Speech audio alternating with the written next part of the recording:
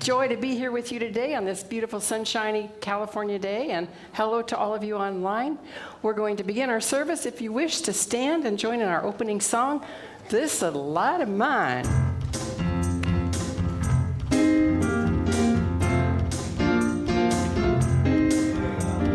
This little light of mine, I'm gonna let it shine. This little light of mine, I'm gonna let it shine. This little light of mine, I'm gonna let it shine. Let it shine, let it shine, let it shine. Shine, shine, shine, shine, everybody, shine, shine, everywhere I go, I'm gonna let it shine, oh, everywhere I go,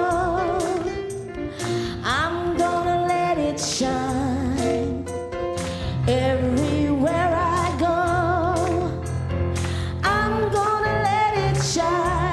Let it shine, let it shine, let it shine, shine,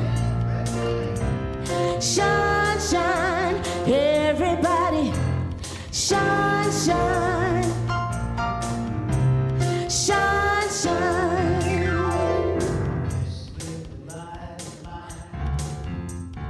I'm gonna let it shine.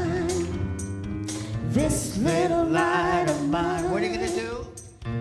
I'm gonna let it shine. Everybody, this little light of mine. I'm gonna let it shine. Let it shine. Let it shine. Let it shine. Shine, shine. Yeah. Shine, shine. You know you want to. Shine, shine, you know you wanna shine, shine, shine, shine, you gotta shine, shine, shine, shine, shine, shine.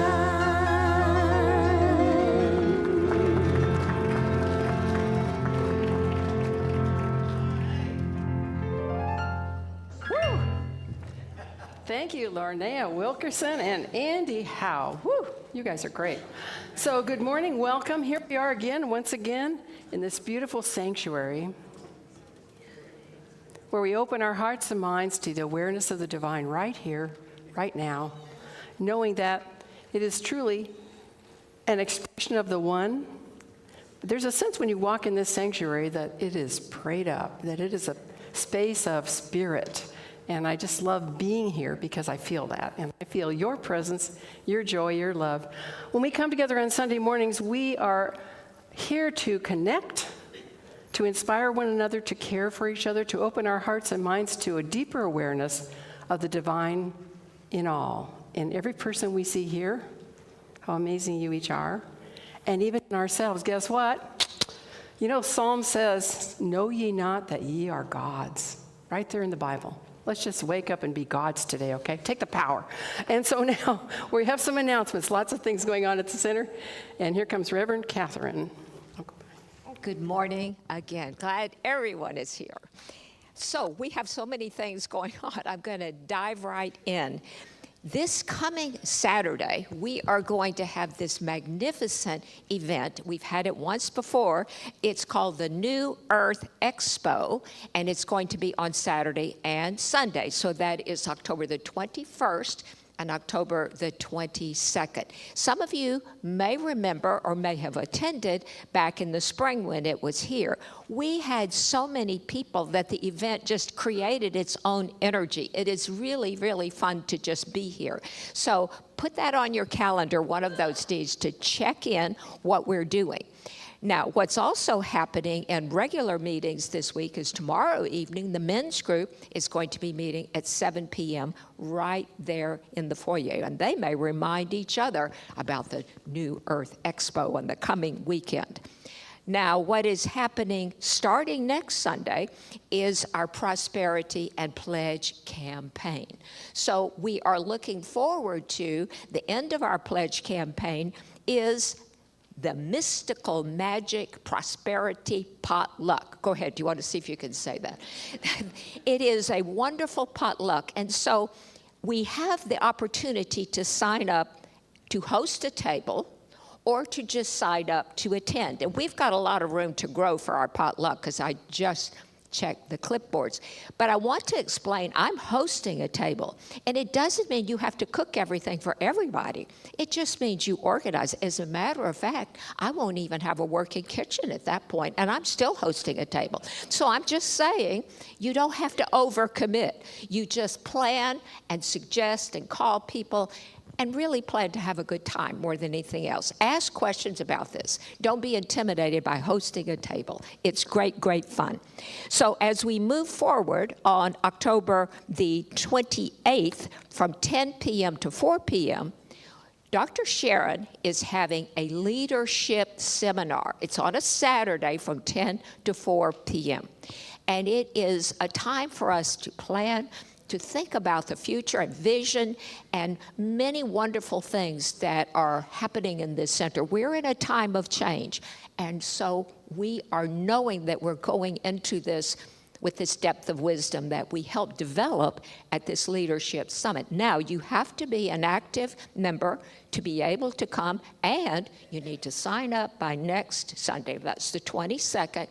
And to be here, to plan to be here. Reverend Sharon has a big program, and she wants to know exactly how many and where, who is coming to this event. So that's next Sunday. Be sure and sign up for that. And then we also have another sign-up sheet that we're encouraging you to be a part of. This is the Board of Trustees will be appointing a new minister selection committee, I should say, right away. Please sign up if you're interested in serving. You must be an annual member, again, to be a part of this group. Some things to note about this committee. It will meet weekly to create a profile and video, inviting the ministers from the greater CSL to apply. Number two, they will be reviewing candidates and invite the top ones to come to this center for candidating weekend. And number three, at the end of the process, this committee will recommend candidates to the board, and members will vote on the final process. It's a big commitment, so when you sign up, know what you are committing to, and remember you need to be an annual member.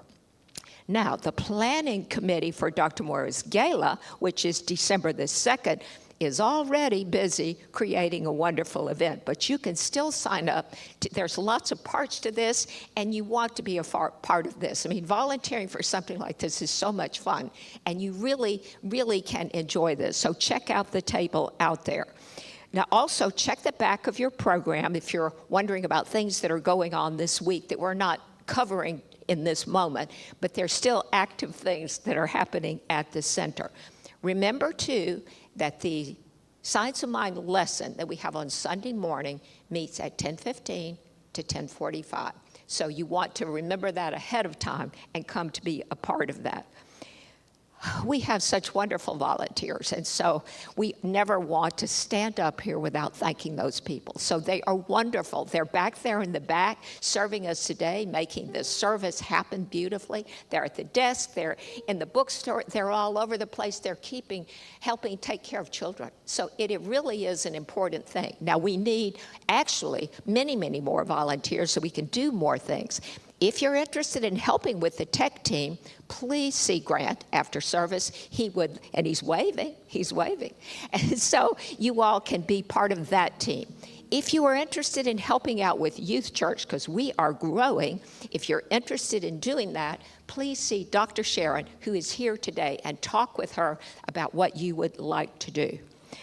Wow, it's a lot of stuff that's happening. And so thank you for your attention. And now we are about to take some moments with music as we move into a meditation moment. So let us just take that deep breath and allow the music to carry us forward.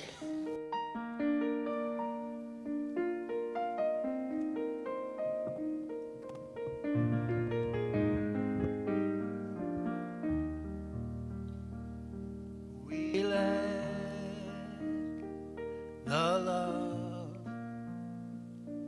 wash over us. We let it be. We let the love wash over us. We let it be. joy. We let the joy wash over us. We let it be. We let the joy wash over us. We let it be. Let's do peace. We let the peace watch over us. We let it be. We let the joy watch over us. We let it be. We let it be.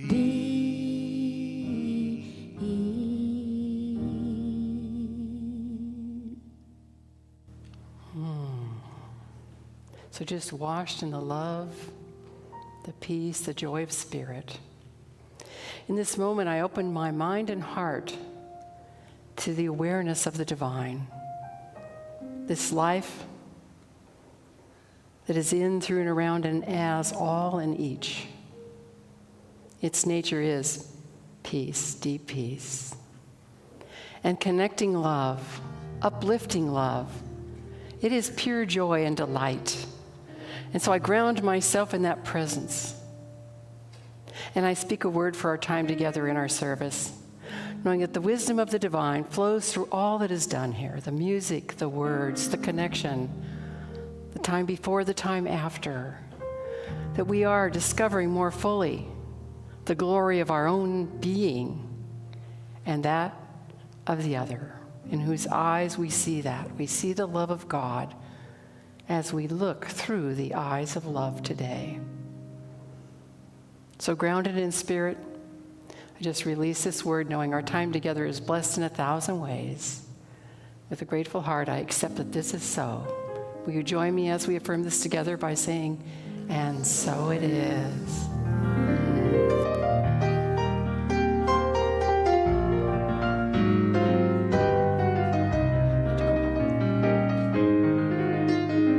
He's only supposed to do one little thing.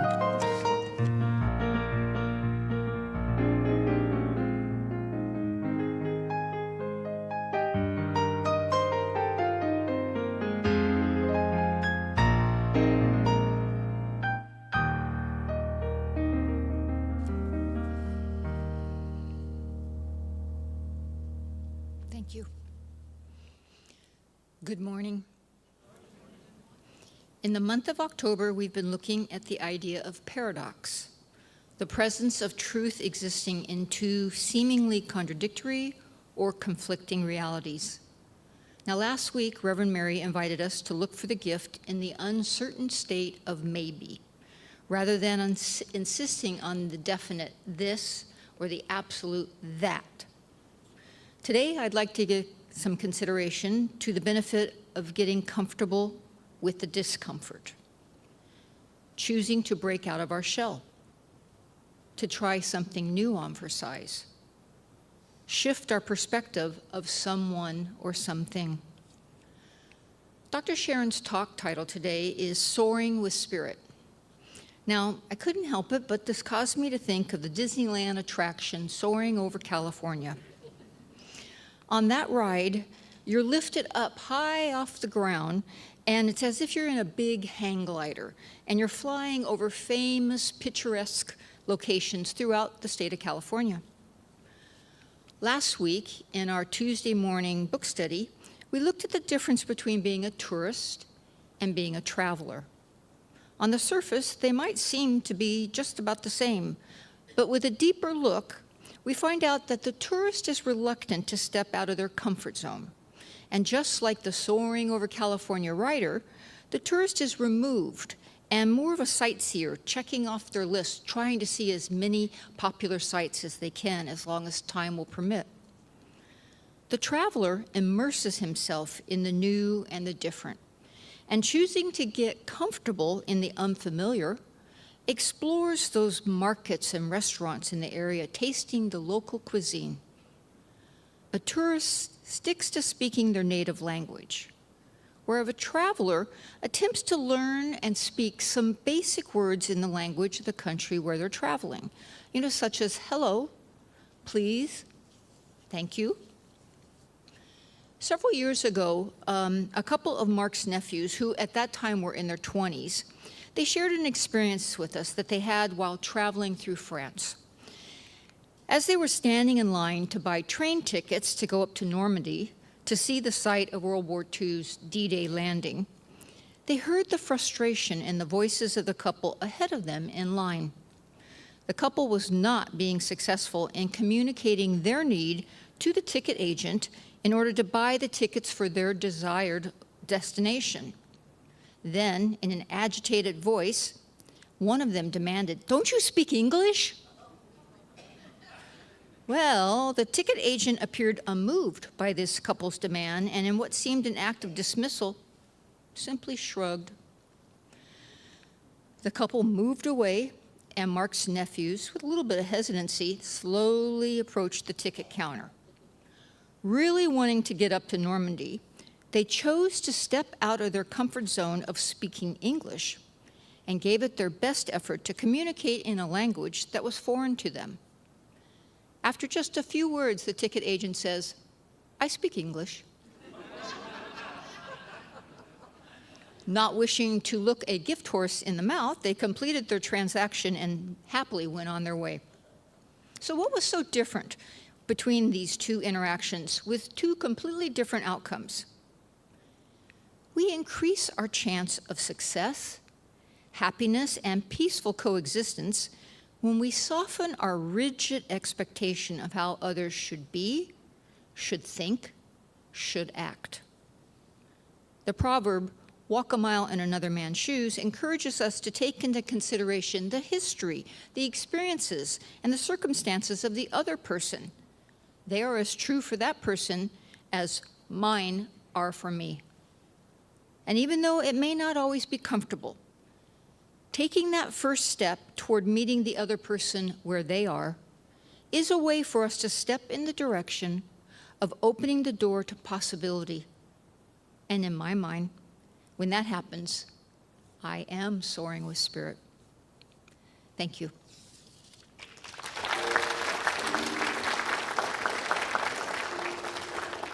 Join me in welcoming back up Lornea to share her gift of voice with us.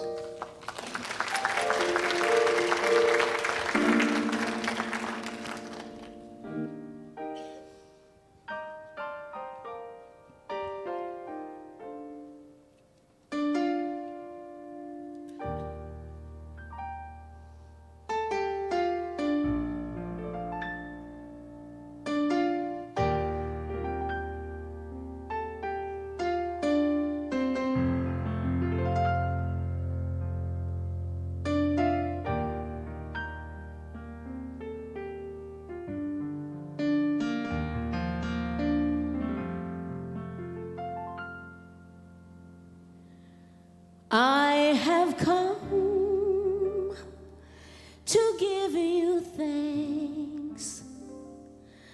I have come to give you grace.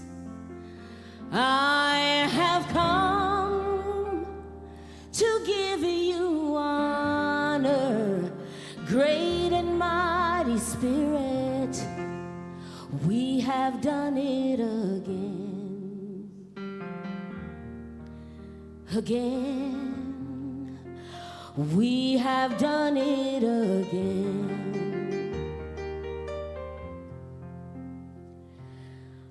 I have come to give you grace. I have come to give you honor. I have come to give you thanks. Great and mighty Spirit, we have done it again. And we have done it again. Again. I have come to give you thanks. I have come to give you honor. I have come to give you thanks. Great and mighty Spirit, we have done it again. Again. We have done it again. Again. Oh, I give thanks. Oh, I give honor. I give thanks. Great and mighty Spirit, we have done it again. Again. We have done it again. Again.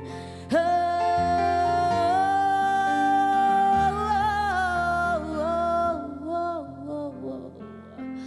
we have done it again.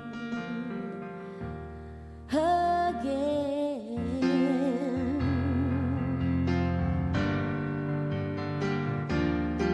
Give thanks, give thanks, give thanks, give thanks. Give honor.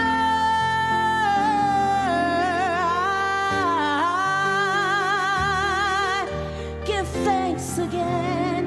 We have done it again. We have done it again. We have done it again.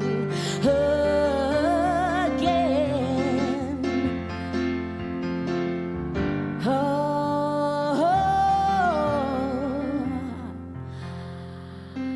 I have come to give you thanks. I have come to give you honor. I have come to give you grace. Great and mighty Spirit, we have done it again.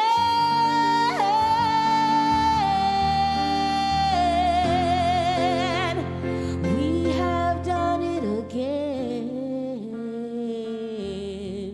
Again.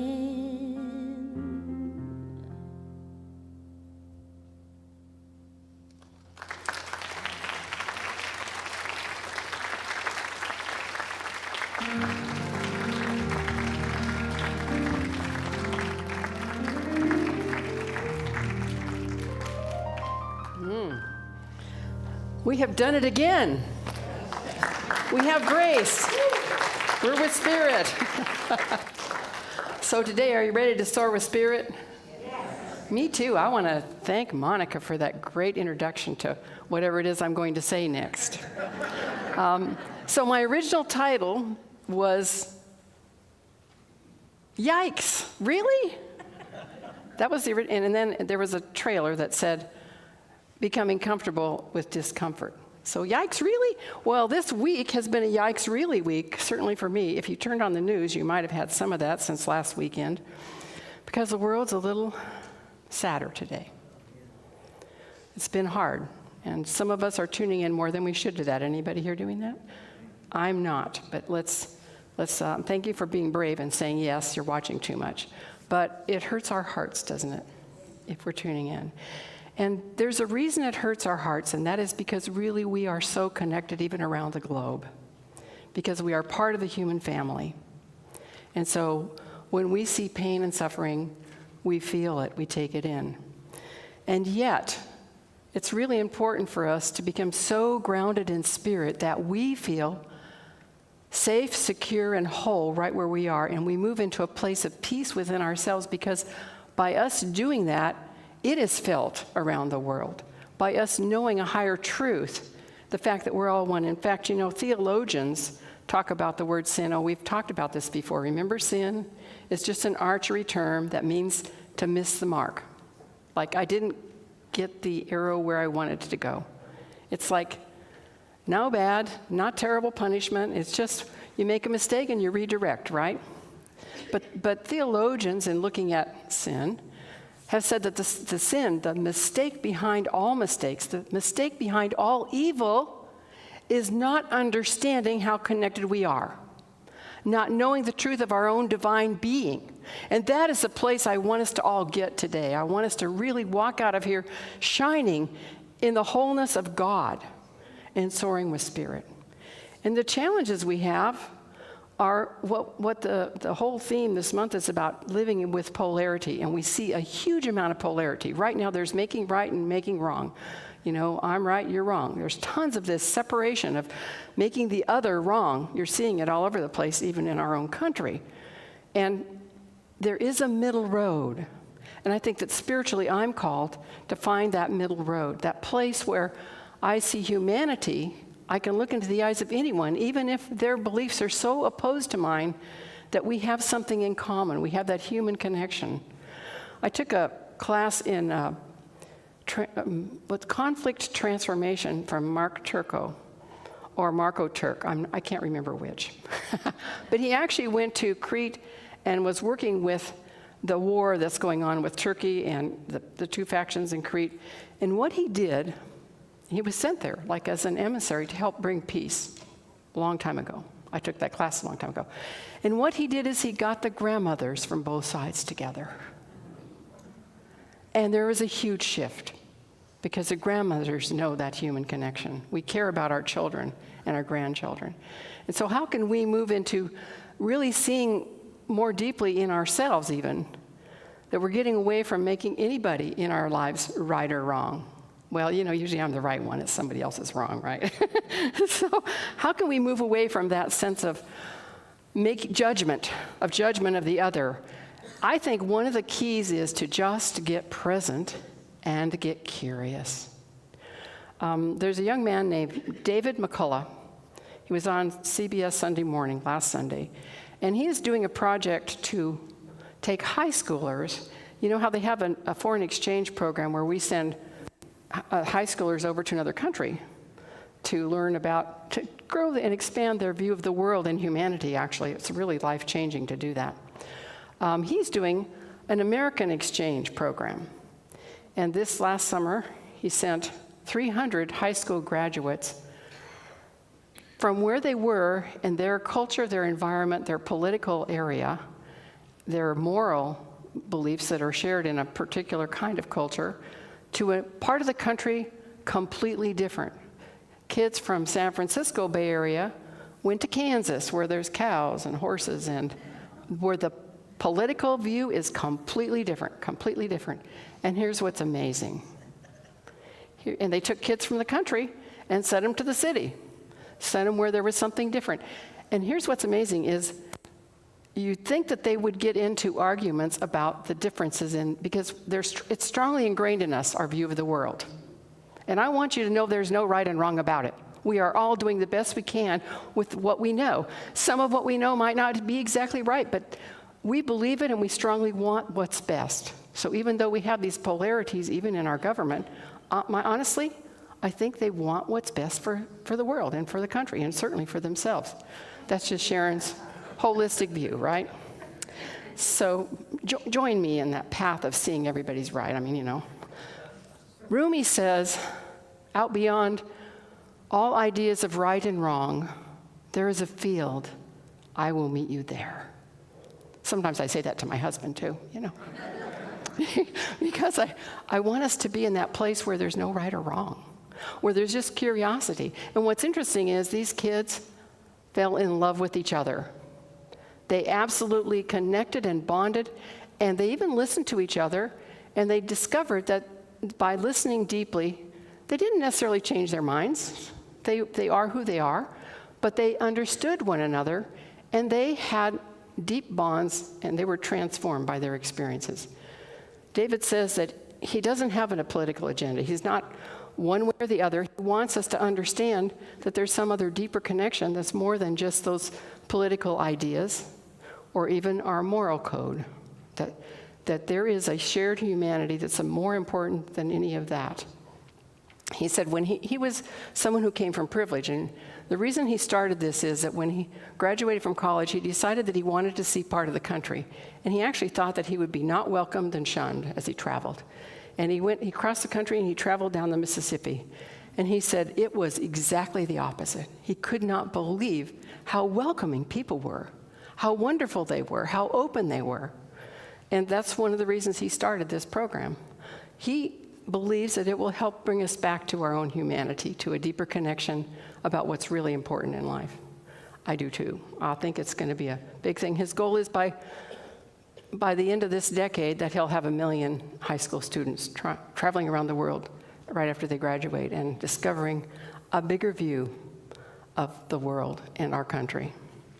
And I believe that, you know, Buddhism has this idea of the middle way, the middle road, and it is to not be on the extremes, to find something where it's both and, where you look at what works here and what works here, and you bring that together as far as what works. And what happens is the stuff that doesn't work falls away. So I'm inviting us to, you know, in our personal lives, could we not make people wrong, make them feel guilty? I'm still not into making people feel guilty. And how about this? What if we're so clear about who we are that no one pushes our guilt buttons? What if we're so clear about who we are that if someone's attacking or making us feel like we're wrong, we just get curious and say, tell me more? There was a time when a practitioner came to me years ago, and she said she had something that was hard for her to talk with me about. And so, of course, as a minister, I was already a minister then, I just, made sure my walls were down and that I could be really present with her.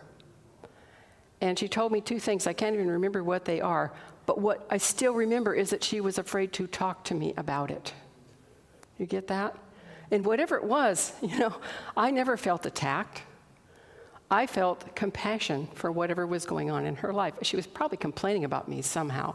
And I think we need to get okay with that. Go ahead. Tell me how I'm screwing up. That's fine. You know, in fact, you probably have some feedback for me after the service today. Come see me. I'm here. I'm available. I'm a healing presence, right? Let's all be that. Let's all be that place of God, that place of curiosity, that place of love, because we do change the world just by how we act in our families. I want to tell you, how many of you actually know about the Peace Pilgrim? Anybody ever heard of the Peace Pilgrim? One hand. Goody, I get to tell some people that don't know about the Peace Pilgrim. And I don't remember her name, but there was a woman who was spiritually guided to walk back and forth across our country teaching peace. She wore a smock that had pockets in the front. And all she took with her was what would fit in the pockets. And she was dependent upon the world to feed her and to clothe her, and not to clothe her, but to house her. And she did that for 28 years. She touched so many lives. And her whole point was that we must find peace within ourselves before the world can be at peace. So if there's any place in my life where I'm not feeling peaceful, or I'm feeling that I'm being judged, or I'm being made wrong, or I'm making others wrong and judging others, is there any place where I'm not just grounded in the peace of God? Then I must heal that. I must free that up. She was, because she was just walking, she was even sometimes arrested as a vagrant and put in jail. And she said she liked it because it was better than sleeping on the ground, you know? It's a warm bed. They even fed her. But while she was in jail, she taught peace to the other women in jails.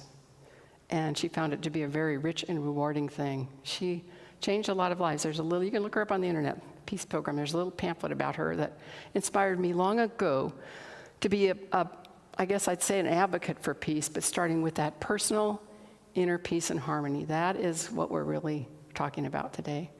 So I want to share a little quote. I have some quotes over here, but see if I can find them. Because one of our ministers sent something out on the listserv in response to what was happening this week in the Middle East particularly. And she had a little thing from Ernest Holmes. What she really said was, we just need to find peace within ourselves, which is what I'm talking about today. But she has this beautiful little prayer from Ernest Holmes. So as we seek peace within ourselves, as I read this, I want you to just kind of take it in. If you want to close your eyes, go for it. So this is Ernest. He says, now, let us seek that kingdom in the quietness of our own heart, in the solitude of our own mind. This stillness is of our own spirit, and in the love we bear one another, as we embrace each other, look long and earnestly into each other's eyes, and see there the fire kindled in heaven. Listen to the heartbeat of each other and humanity, until we hear the great rhythm of the universe resounding in us. Lord God of heaven and earth, infinite and eternal, and ineffable beauty, we are that which thou art, and thou art that which we are, now and forevermore. Amen. Ooh, did that just give you that feeling of our deep connectedness through and as the one Spirit? Joe Dispenza says, if we're pulled into feeling bad because of what's happening in the world or in our lives, we're letting the outer world control us. Could we step into our power and not let that happen anymore? That's my hope, my expectation. I want to tell you about someone who's doing great work in the world. His name is David Alt. Anybody you know David Alt? Great musician? Yeah, some of us do. He talks about, I was at a workshop where he was just sharing his story. He talks about going to Angkor Wat, which is a fabulous, ancient, huge temple grounds in Cambodia. And while he was there, he looked into the eyes of a woman, and he realized that his life was so much better. It's like we're kings and princes if we live here. His life is so good. And he was so struck by the poverty that he and his friends, they were just, on a tourist thing, took their van and went out and bought $89 worth of food, which was filled the van, basically, a lot of food in Cambodia, and went and just fed the people. And that inspired him so that years ago, I'm thinking it's probably 20 years, maybe more, he decided to start doing something to help change that part of the planet. And since then, he has built schools in Cambodia. I should look at my list and see where all, but lots of schools. Guatemala and India. He has served more than probably 5,000 children by this time. He also built wells.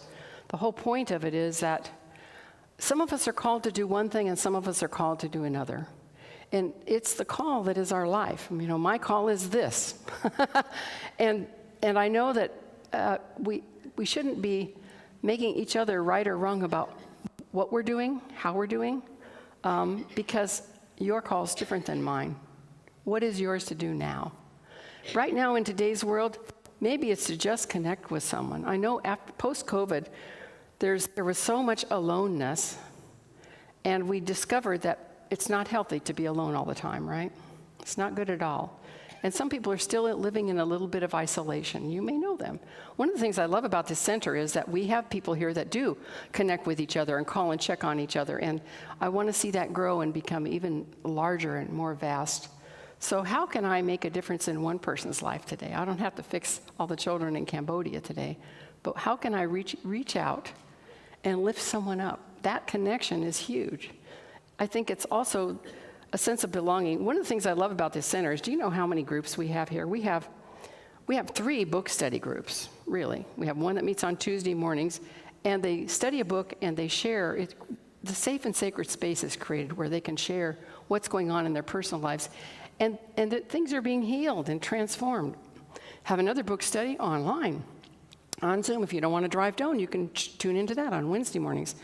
And then, of course, we have the Science of Mind right before service on Sundays, and that's simply a joy, reading through the Science of Mind book just a little bit at a time and then sharing how that applies to our life. And it goes way beyond that. We have a women's group, a men's group, lots of ways to belong, but I think we're hungry for that. There needs to be that balance and that ability to connect in joy.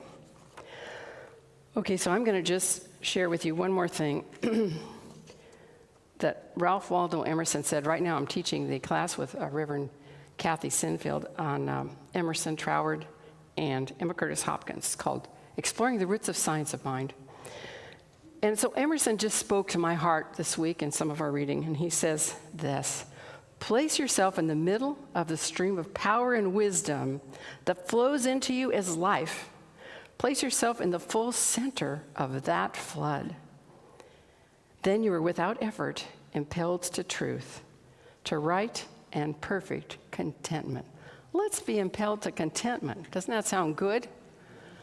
So I want to say to us all, let's open our hearts and minds to see through the eyes of love, to really deeply care for those we come in contact with. I love the story Monica told about how we approach the other makes such a difference. So let's just see God everywhere we go. Let us step into our own wholeness, our own joy, our own power, and be the light in the world that touches lives and heals, because we are the ones making a difference.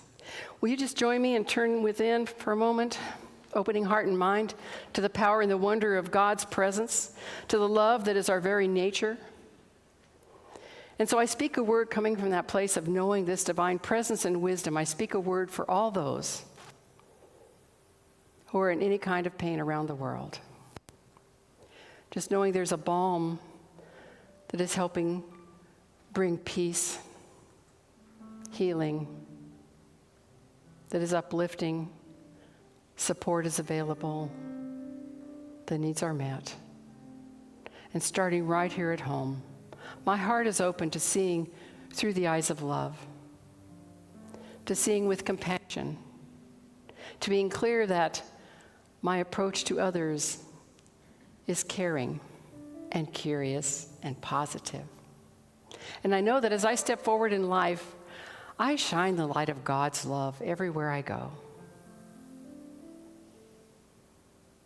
And I feel whole, empowered, living as the joyful presence of the divine, that ripple effect of my very presence moves through all I touch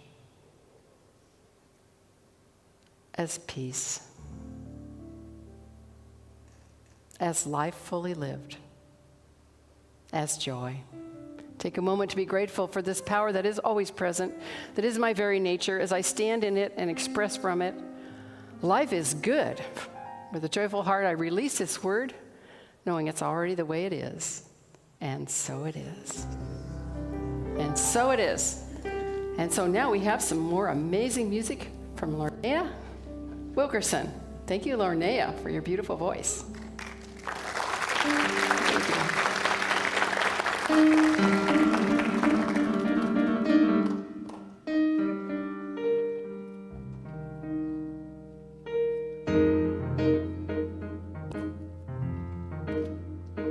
Can I get everybody to clap their hands?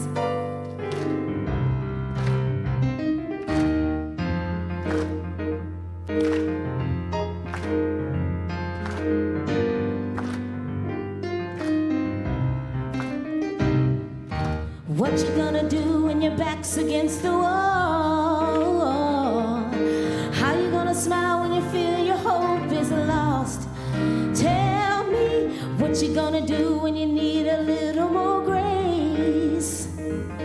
How you gonna feel when you feel you lost your faith? Hang on in there.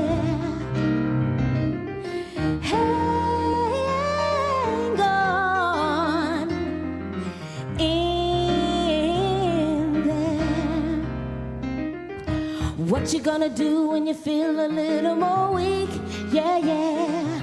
How you gonna sing when your song is incomplete? Tell me what you gonna do when you need a little more prayer. Just know that Spirit is always there. Hang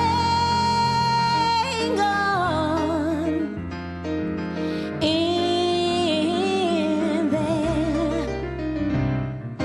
Hang on, hang on, hang on, hang on in there. What you gonna do? What you gonna do? What you gonna do? What you gonna do? Just pray. What you gonna do?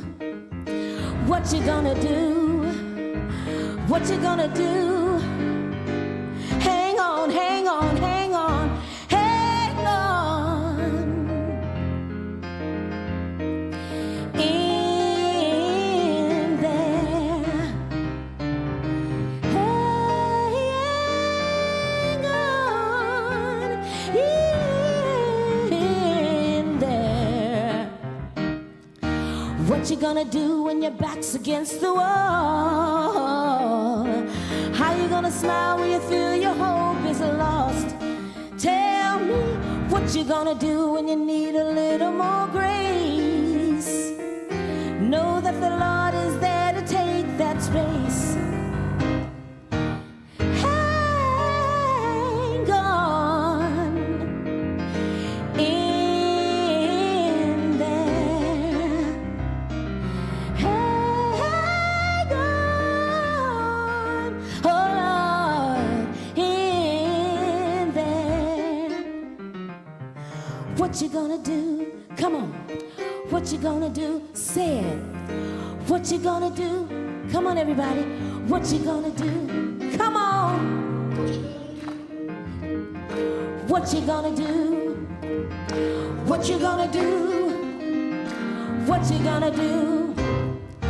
Hang on, hang on, hang on in there.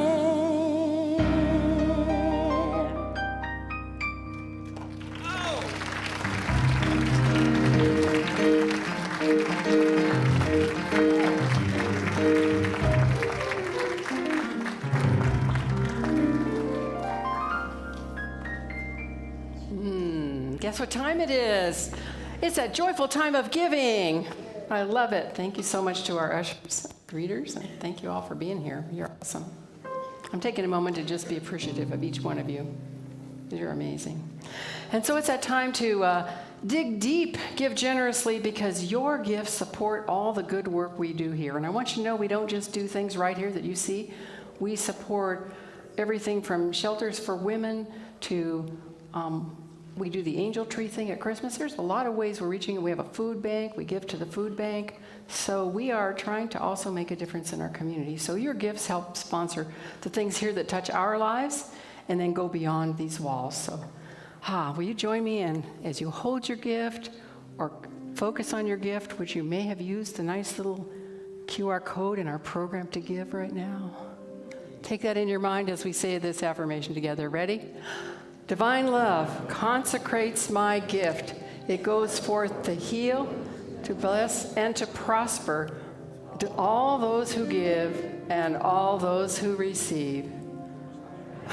Rejoice in the sharing of my good, and I release my gift with love, and so it is. So it is. Favorite song now? gratitude before me. Let's do it. Gratitude before me, gratitude behind me, gratitude to the left of me, gratitude to the right of me, gratitude above me, gratitude below me, gratitude within me, gratitude all all around me. I'm so grateful. I'm so grateful. I'm so grateful. I'm so grateful. I'm so grateful. I'm so grateful. I'm so grateful. Grateful. I'm so grateful. I'm so grateful. I'm so grateful. I'm so grateful. I'm so grateful. I'm so grateful. I'm so grateful. I'm so grateful.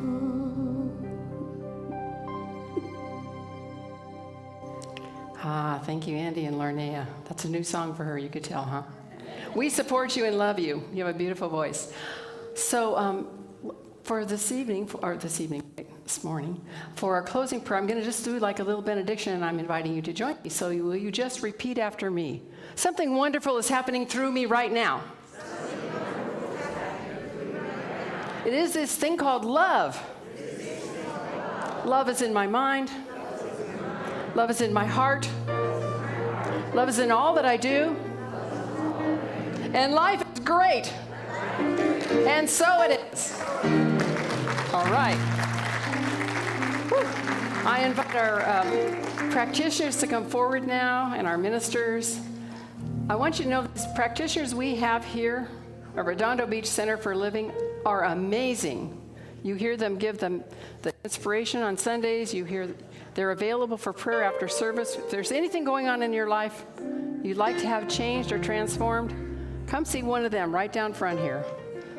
They will speak some amazing words into your heart.